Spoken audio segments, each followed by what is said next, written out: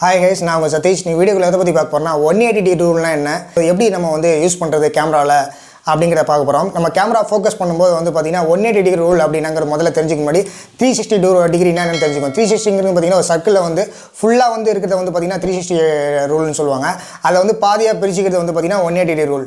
இந்த 180 ரூல் வந்து பயன்படுத்தும் போது வந்து பார்த்தீங்கன்னா ஒரு ஒயிட் ஷாட்லேயோ ஒரு ஓவர் த ஷோல்டர் ஷாட்லேயோ நீங்கள் வந்து கேமரா பொசிஷனில் வச்சு நீங்கள் ஷூட் பண்ணும்போது வந்து பார்த்தீங்கன்னா ABCDன்னு 3 பக்கமாக நீங்கள் வந்து கேமரா வச்சு ஃபிக்ஸ் பண்ணும்போது கேமரா வந்து ஒரே சர்க்கிளில் நீங்கள் இமேஜின் பண்ணி நீங்கள் பார்த்தீங்க அப்படின்னா அங்கேருந்து அந்த ஒரு சர்க்கிள்குள்ளேயே நீங்கள் வந்து கேமரா வச்சு ஷூட் பண்ணும்போது வந்து பார்த்தீங்கன்னா கதாபாத்திரம் அந்த கேரக்டர் பேசிகிட்டு இருக்கும்போது எந்த ஒரு குழப்பமும் இருக்காது. அதே நீங்கள் அந்த சர்க்கிளை தாண்டி அந்த 180 சர்க்கிளை தாண்டி அடுத்த சர்க்கிளுக்கு போயிட்டீங்க அப்படின்னா வந்து பார்த்தீங்கன்னா ஆடியன்ஸ்க்கு கன்ஃபியூஸ் ஆகும். யார் வந்து அதாவது இல்லை லெஃப்ட்டில் இருக்கிற ரைட்லேயும் இருக்கிற லெஃப்ட்லேயும் வந்து ஆடியன்ஸ்க்கு வந்து கன்ஃபியூஸ் ஆகும். ஸோ இதான் அந்த 180 ரூலு. அடுத்து அந்த 180 ரூலோட சேர்த்து நீங்கள் சில கேமரா மூமெண்ட்ஸ்னு தெரிஞ்சுக்கோங்க, ரொம்ப நல்லது.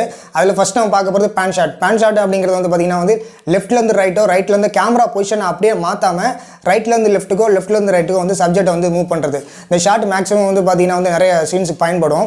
ஏன்னு பார்த்தீங்கன்னா இப்போ எக்ஸாம்பிளுக்கு வந்து நம்ம எடுத்துகிட்டே இருக்க நடுவில் வந்து ஏதாவது ஒரு வெஹிக்கிள் ஏதாவது காரோ ஏதோ ஒன்று கிராஸ் பண்ணுறதுன்னு வச்சுக்கோங்களேன், அதையும் சேர்த்து இந்த பேன் ஷாட் மூலமாக நம்ம வந்து தெரியப்படுத்தலாம். அந்த ஷாட் வந்து மேக்ஸிமம் உதவும். அதே மாதிரி டில் ஷாட் அப்படிங்கிறது பார்த்தீங்கன்னா லெஃப்ட்லேருந்து அது மாதிரி இது வந்து லெஃப்ட்லேருந்து பேன் ஷாட் வந்து லெஃப்ட்லேருந்து ரைட்டுக்கு மூவ் பண்ணுற மாதிரி பார்த்தோம் இல்லையா, ரைட்லேருந்து லெஃப்ட்டுக்கு மூவ் ஆகிற மாதிரி இப்படி தான் மூவ் ஆகும். அது மாதிரி டில் ஷாட் அப்படிங்கிறது வந்து பார்த்தீங்கன்னா அப் அண்ட் டவுன்லேருந்து அப் அப்படி மூவ் ஆகும்.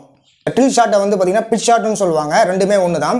அதே மாதிரி இப்போ ஜூம் அவுட் ஜூம் இன் ஷாட்டை பற்றியும் பார்ப்போம். இப்போ நம்ம கேமரா மூமெண்ட்டில் ஜூம் இன்னா என்னங்கிறத பார்ப்போம். ஜூம் இன் அப்படிங்கிறது வந்து பார்த்தீங்கன்னா வைட் ஷாட்டில் இருந்து ஒரு க்ளோஸ்அப் ஷாட்டுக்கோ இல்லை எக்ஸ்ட்ரீம் க்ளோஸ்அப்புக்கோ மூவ் பண்ணுறது. இதில் வந்து பார்த்தீங்கன்னா சேஞ்சஸ் வந்து நம்ம கேமரா வந்து அந்த ஃப்ரேமில் வந்து எந்த ஒரு சேஞ்சஸும் பண்ணாமல், அதாவது எந்த ஒரு கட்டும் இல்லாமல் அப்படியே நம்ம வைட் ஷாட்லேருந்து ஒரு க்ளோஸ்அப்புக்கோ எக்ஸ்ட்ரீம் க்ளோஸ்அப்புக்கோ மூவ் பண்ணுறது. ஃபார் எக்ஸாம்பிளுக்கு நம்ம வைட் ஷாட்டில் ஒரு வீடியோ ஏதோ நம்ம பொருளையாக காட்டிகிட்டே இருக்கணும், டக்குன்னு நம்ம க்ளோஸ்அப் ஷாட்டில் வந்து ஏதாவது ஒரு சப்ஜெக்டை காட்டணும்னா அப்படின்னா ஜூம் இன் ஷாட்டை பயன்படுத்துவாங்க. ரெண்டாவது நம்ம ஜூம் அவுட்னா என்னங்கிறத பார்ப்போம். ஜூம் அவுட் அப்படிங்கிறது ஜூம் இனோட ஆப்போசிட் தான். அதுக்கு வந்து அதில் வந்து நம்ம எப்படி வைட் ஷாட்டில் இருந்து க்ளோஸ்அப் ஷாட்டுக்கு எப்படி நம்ம மூவ் பண்ணோம், அதே மாதிரி இது வந்து பார்த்திங்கன்னா பின்னாடியிலேருந்து நம்ம வந்து பின்னோக்கி வர்ற மாதிரி இருக்கும். அதாவது க்ளோஸ்அப்பில் இருந்து அப்படியே நம்ம வைட் ஷாட்டுக்கு வர மாதிரி இருக்கும். இந்த ஷாட்டு மேக்ஸிமம் வந்து ஏதாவது ஒரு சீக்ரெட்டான விஷயத்தை வந்து தெரியப்படுத்துறதுக்காக அந்த ஷாட் வந்து பயன்படுத்துவாங்க. இந்த ஷாட்டும் வந்து பார்த்திங்கன்னா கரெக்டாக ஜூம் இன் ஜூம் அவுட் இந்த டில்ட் பேன் இந்த ஷாட்டில் ரொம்ப இம்பார்ட்டன்ட் ஷாட் தெரிஞ்சு வச்சுக்கோங்க. இந்த ஜூம் அவுட்டை பற்றி இன்னும் உங்களுக்கு தெளிவாக சொல்லணும் அப்படின்னா, ஒருத்தர் பேசிகிட்டே இருக்காரு, அவர் பின்னாடி வந்து பார்த்திங்கன்னா நிறையா வந்து ஃப்ளவர்ஸ் இருக்குது.